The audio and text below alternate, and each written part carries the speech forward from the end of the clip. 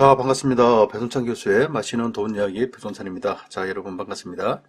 수도권에도 아파트 매매 금액이 하락하는 거래가 이제 좀 생기고 있죠. 특히 이런 것은 더 조심해야 될 것 같은데, 건설산업연구원의 2022년도 건설부동산 경기 전망 세미나를 했었죠. 이러한 세미나 내용은 간단하게 압축을 해서 설명을 해드리면, 내년에는 부동산 상승이 2%에 그친다는 거예요. 이는 1억 원짜리 아파트가 200만 원 오른다는 얘기고요. 10억 원짜리 아파트가 2천만 원 오른다는 이야기 아닙니까? 그동안 오를 때 10억짜리 아파트 1년 사이에 2억, 3억, 4억이 올랐지 않습니까? 그런데 이제는 오르는 폭이 10억짜리가 2천만 원밖에 오르지 않는다는 얘기예요. 어때요? 상승폭이 굉장히 줄어들었다라고 말씀을 드릴 수가 있겠죠. 그런데 역으로 표현을 할까요? 예를 들어서 서울 강남 같은 경우에 1억 원이 올랐다. 서울 강남이 이제 1억 원밖에 안 올랐다면 오히려 강남이 아닌 인기 없는 지역은 아파트 가격이 떨어진다는 얘기 아닙니까? 즉 가격 하락하는 지역도 이제 생긴다는 거예요. 내년도에는 더 많이 생긴다는 얘기가 되겠죠. 그렇다면 내년도 부동산 전망이 올해보다 이처럼 좋지 않은 이유가 무엇일까요? 이처럼 집값이 주춤하는 이유는 첫 번째로 본다면 주택가격 상승폭이 물가 상승폭을 초과했다는 거예요. 그래하여 1993년도 이후 처음으로 일어나는 놀라운 일이 발생했다는 겁니다. 이 이야기의 핵심은 부동산 가격이 올라도 너무 많이 올랐다. 즉 거품이 껴있지 않나? 어떻게 보면 부동산 가격이 고점이다라는 이야기와 같은 이야기가 된다는 거죠. 따라서 이러한 이유로 해서 집값 급등에 따른 저항감이 생긴다는 거예요. 이제 서울 아파트, 수도권 아파트 함부로 살 그래요. 너무 많이 오르다 보니까 그러한 가격이 아니라는 얘기죠. 세 번째로 본다면 거시경제 변수가 집값 상승을 주춤하게 한다는데요.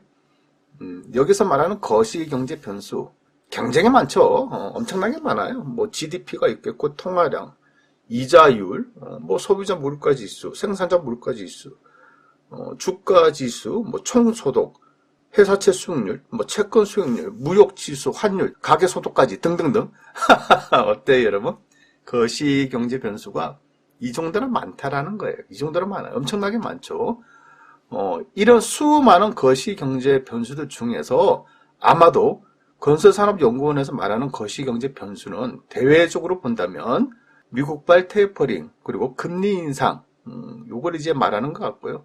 따라서 미국에서 테이퍼링과 금리 인상이 실행이 되면 국내 환율 시장, 주가 시장, 금리 변동 이런 건 누구나 다 예측할 수 있지 않겠습니까? 아마 이 부분을 이제 얘기하는 것 같아요.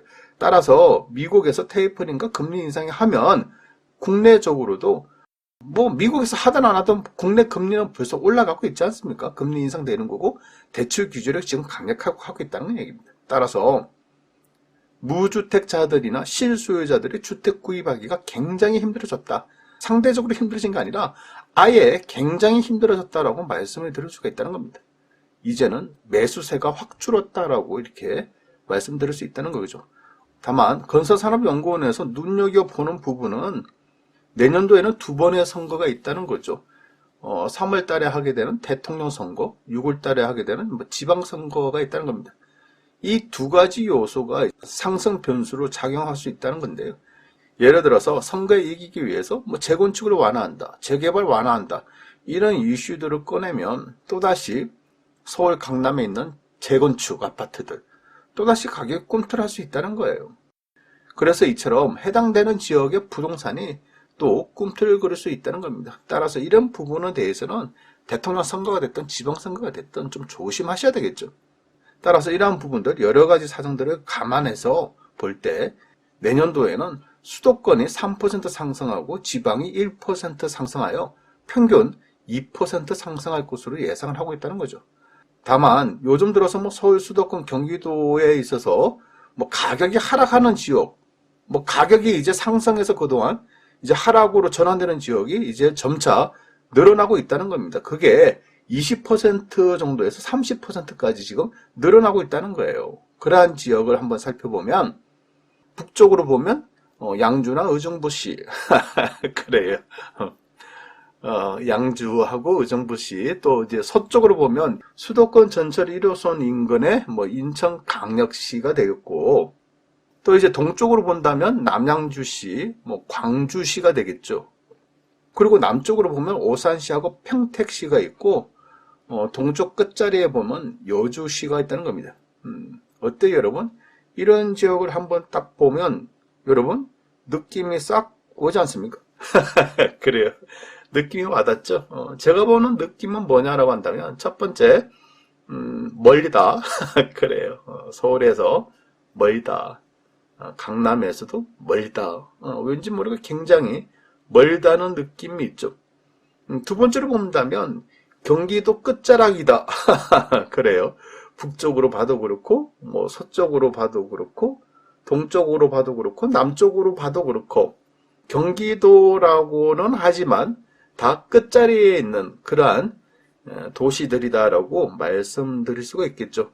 그리고 세 번째로 본다면 작년 이후 집값이 굉장히 많이 상승하였다.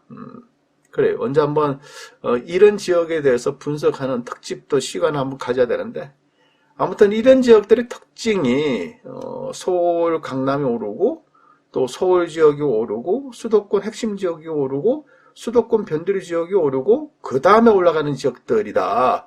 어떻게 보면 이제 돈의 도미노 현상, 투자의 도미노 현상, 또 뭐 풍선 효과의 끝자락, 부동산 가격 물결 효과의 끝자락에 있는 그런 지역이라는 그런 특징이 있다는 겁니다. 그런데 이런 지역들이 이제는 긍정신호에서 부정신호, 가격에 대해서 이런 신호들이 나타나고 있고 하락 신호가 본격적으로 나오고 있다는 거예요. 이 이야기는 뭐 제가 말하는 거 아니지 않습니까? 한국건설산업연구원의 그 결과에 의해서 이렇게 말을 한 거니까 추가적으로 설명을 여러분들에게 해드린다는 얘기죠. 이런 지역 아파트들은 급매물이 늘어날 가능성이 더 많다. 따라서 하락할 가능성도 많다라고 이렇게 말씀을 드릴 수 있다는 겁니다. 그러하니까 이러한 지역에 이제 와서 막 들어가겠다. 뭐 소액으로 들어가겠다. 이러한 지역에 오피스텔이라도 잡아야겠다. 이런 거 조심하시라는 얘기예요. 지금 따라가는 투자는 좀 위험하다라고 말씀을 드릴 수 있을 것 같고요. 마지막으로 말씀드릴 부분은 이러함에도 불구하고 임대차 3법의 영향으로 인해서 전세 가격은 6.5% 상승할 것으로 보인다는 얘기입니다. 아파트의 가격 상승은 2%로 생각하는데 전세 가격은 6.5% 상승할 것이다. 왜냐하면 뭐 임대차 3법 여파, 계약갱신 청구권 2+2년의 여파가 아직까지도 존재한다라고 봐야 되겠죠. 그래서 임대차 3법의 여파는 앞으로 한 2년 정도는 더 가지 않을까라고 생각하고 있다는 얘기입니다. 다만 이제 전세자금 대출을 규제가 한다면 또 전세금도 하락할 가능성이 많다라고 말씀을 드릴 수가 있다는 얘기죠. 결국 앞으로 부동산 투자의 방향성 또한 부정적으로 될 가능성이 많다라고 말씀을 드릴 수 있다는 거겠죠. 이상까지 배종찬 교수의 맛있는 도움 이야기였습니다. 감사합니다.